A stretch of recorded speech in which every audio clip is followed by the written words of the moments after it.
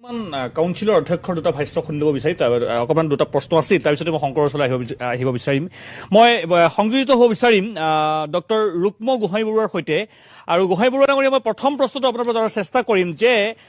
এখনৰ পিছত এখন এখনৰ পিছত এখন এখনৰ পিছত আনখন তিনিখন ৰুটিন মুঠ আৰু পৰীক্ষা এবাৰ দুবাৰ তিনিবাৰ পিছুওৱা হৈছে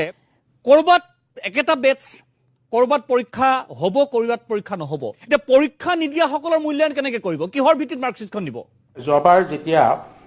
অল্টাৰনেটিভ ইভালুৱেশ্যন পদ্ধতিৰ জৰিয়তে আমি আৰু কাউন্সিলে আৰু সেৱাই HSLC আৰু হায়াৰ ছেকেণ্ডেৰী ৰিজাল্ট দিবলগীয়া হৈছিল আমি তেনেকুৱা এটা পদ্ধতি অৱলম্বন কৰি আমি ৰিজাল্ট দিছিলোঁ আৰু ঠিক এইদৰেই হায়াৰ ছেকেণ্ডেৰী ফাৰ্ষ্ট ইয়েৰ মাৰ্কছটোৰ ফেচ ভেলিউ নাথাকিব পাৰে কিন্তু ছাত্ৰজন যে পৰীক্ষাত